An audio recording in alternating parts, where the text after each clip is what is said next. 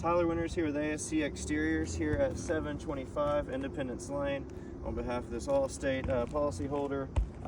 This was initially written for repair, so we're going to come up here and do a repair simulation. But before we even start the repair simulation, I want to notate the size of this shingle. Come over here real quick. This is that 39-inch oversized 3-tab from IKO. So before we even get started, this is a non-repairable shingle situation because there's not a 39-inch shingle out there. The current 3-tabs that are available on the market are all 36 inches in size, and I don't have a shingle stretcher, and there's never been anything like that to be able to make that cover it up. So in theory, if I put a 36-inch shingle here, it's going to stop. See, I'll mark it on the shingle just so you can have a visual of it.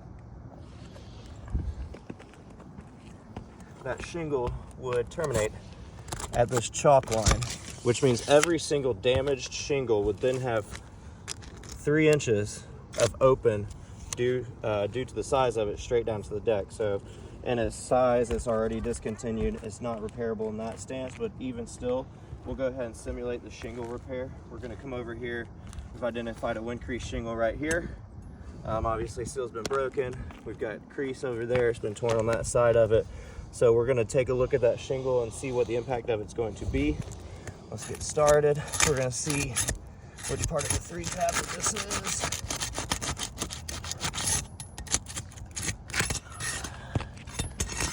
Okay, so this is the edge of it.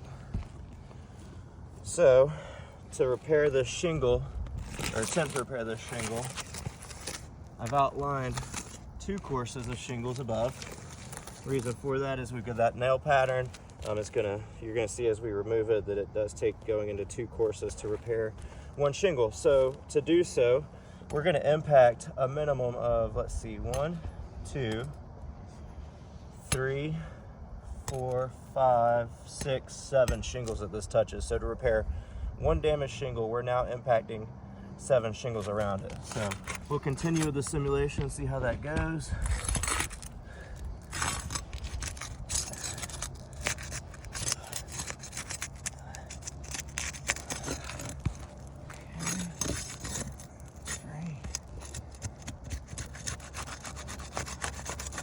And as you can see, come over here really quick, this impacts also the course above because of the way that this has already lost failure due to these shingles being discontinued.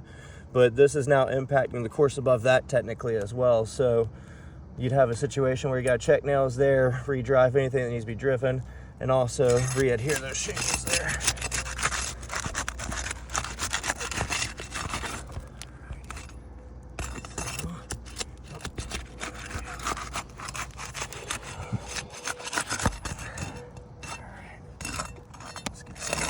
There's already blow through here before I even went to remove the shingle, just completely lifting up due to the damage there. Okay, same thing here. I haven't even started to remove these shingles, but you can already see there's blow through on this entire shingle. So I could literally just pick this up once I get this unseated on the row that's been impacted.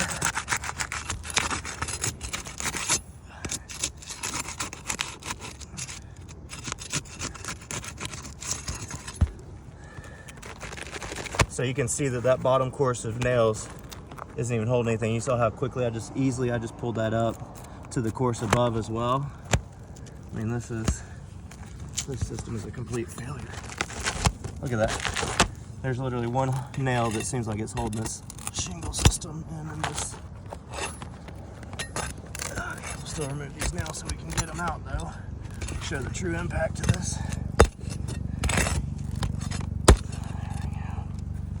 We'll take them out the proper way to show a proper repair.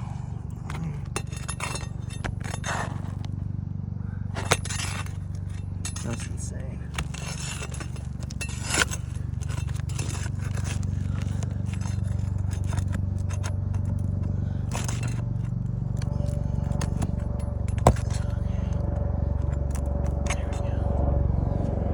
So just to show how easily, I've only taken out 4 nails, 2 of which were already blown through, so really only 2 nails that were holding that in. And you can see that shingle's been removed.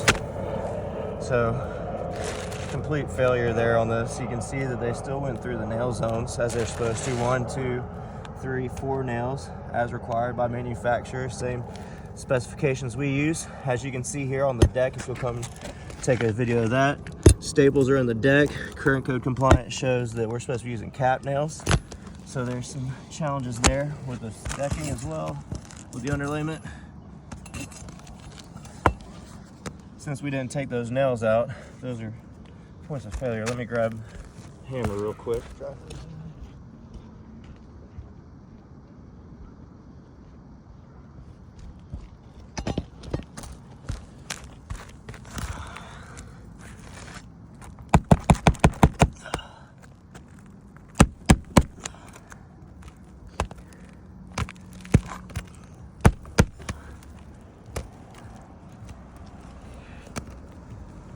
Let me see the snake again. Okay.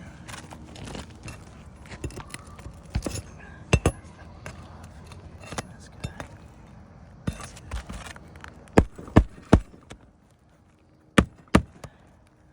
Make sure we got a good nailable surface in the course below. There's blow throughs in this now. I mean, we hadn't even taken this shingle out, but you can see nail blow through after nail bolt blow through. And what I mean by that is you have severe uplift in these shingles because they're not sealing, and it's blowing right through that nail head. And so there's nothing keeping this shingle in the course below, but you can see one nail that is still adhered properly through there. But regardless, we're gonna go ahead and reinsert this shingle. Use that again. And take a look at the effects of nailing back in that we have. Let's see what happens. Just to show you guys, 1.25 inch code compliant nails, hand driven for the sake of this repair.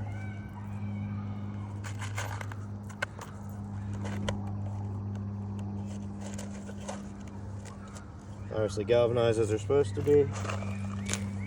Let's take a look at what happens.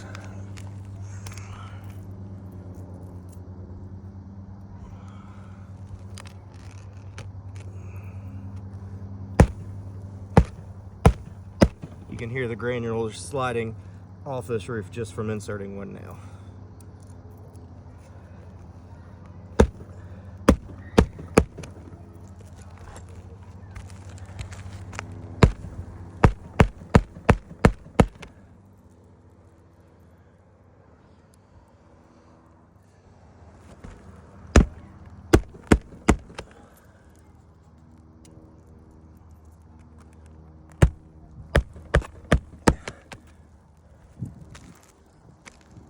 Alright, we got 2 courses to nail in, so that first one's complete.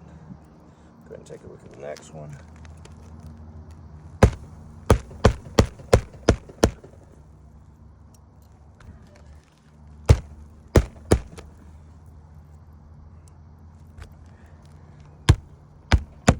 And it's important to note that the standard practice is to lift these at a 45-degree angle to be able to drive these nails properly, so we're not egregiously lifting these shingles other than to be able to drive these in.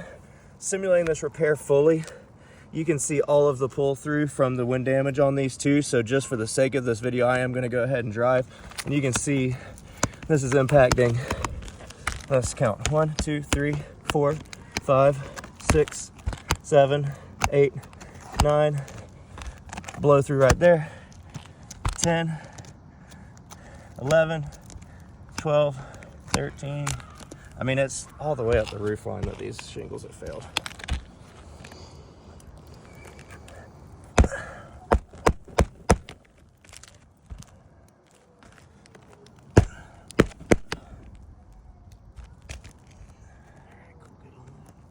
Okay, and as you can see, just as a basic visual, you got stress fracturing in every single shingle that was impacted due to this repair. I mean, you've got shingle uplifted, creasing there, shingle creasing here, got uplift here. So as you can see, the impact from this one shingle that we've had to take out has a dramatic failure to the whole system itself. As a reminder, this is a 39-inch shingle, which you can't repair that with anything available in the market to begin with. So it's absolutely our recommendation, our professional opinion, that this roof does not hold a repair and it needs to be a full replacement.